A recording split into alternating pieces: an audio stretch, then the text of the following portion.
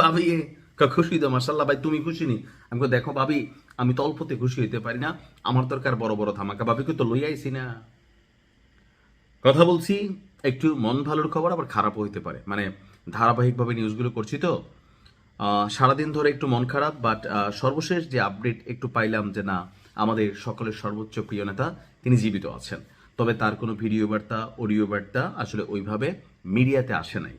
এই নিউজটা নিয়ে আমি আগেই বলছি যে ধরেন এখানে যদি তিনি মারাও যান, এটাও যেমন প্রকাশিত আপাতত হবে না, আবার যদি মারা নাও যান, এটাও কিন্তু আপাতত ওইভাবে সামনে আসবে না, কারণ এখানে একটা যুদ্ধের মধ্যে মনস্তাত্ত্বিক একটা লড়াই কিন্তু চলছে।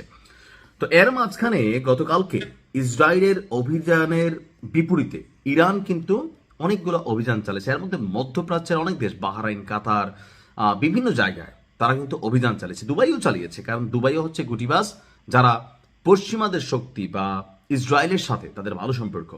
তো এর মাঝখানে হচ্ছে দফায় দফায় হামলা যখন ইসরায়েল চালালো, এবার ইরানও দফায় দফায় একের পর এক মেশিনারি ছুটে পাঠাচ্ছে ইসরায়েলের দিকে। বলা হচ্ছে যে ইসরায়েলের রাজধানী অর্থাৎ কলিজা, যে কোনো দেশের একটা কলিজা, এটা হচ্ছে রাজধানীটা। তো রাজধানীতে তেল আবিবে ব্যাপক বিস্ফোরণের শব্দ শোনা গেছে। এছাড়া উপসাগরীয় অঞ্চলেও অভিযান চালাচ্ছে ইরান, যেখানে মার্কিন সামরিক ঘাঁটি থাকারও আশঙ্কা করা হচ্ছে। এখন ইরান বলছে যে এই অভিযান বা এই যুগ যেটা, মানে এই হামলা যেটা, এটার পাল্টা জবাব ইরান দিতেই থাকবে। এখন ইসরায়েলের কাছে সর্বাধিক পরিমাণ, মানে সর্বোচ্চ বা সর্বাধুনিক যে প্রযুক্তি সেটা আছে। আমেরিকা যখন ইসরায়েলিতে যুদ্ধটা করাইতেছে, আপনার বুঝতে হবে যে পিছনে ঘাঁটি কি।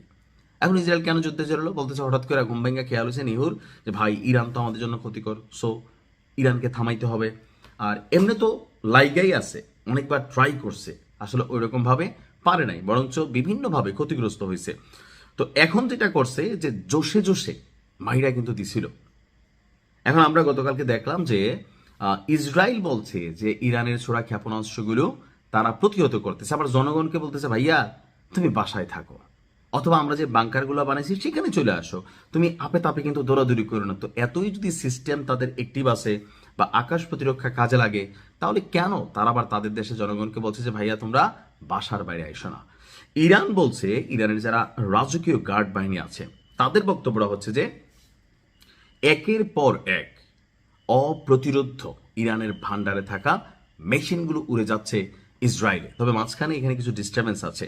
তো ইসরায়েলের বিরুদ্ধে ইরান যে ক্ষেপণাস্ত্রগুলো পাঠাচ্ছে, ইরানও জানে যে এখানে একটা হিউজ পরিমাণ প্রস্তুতি আমেরিকা নিয়েছে বা ইসরায়েলকে নিরাপত্তার চাদরে ঢাইকা ফেলা হয়েছে। সো এই চাদরকে ছেদ করতে হলে বা ভেদ করতে হলে সেই ছেদালো মেশিনারিজ লাগবে, আর এই মেশিনারিজ দিয়েই তারা এই অভিযান চালাইছে।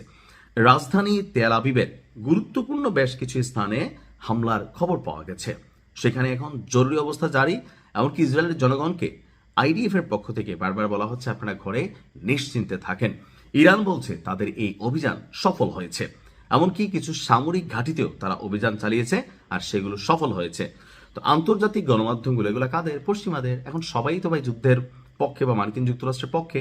সো তারা কি আসলে সত্যি খবরটা দিবে? দিবে না, কারণ এটা মনস্তাত্ত্বিক একটা যুদ্ধ। ধরেন দেশের জনগণ খেপা যেতে পারে, এই কারণে তারা অনেক কিছু হয়তো প্রকাশ করছে না। বাট ইরান বলছে যে अभी तो पिक्चर शुरू हुई है।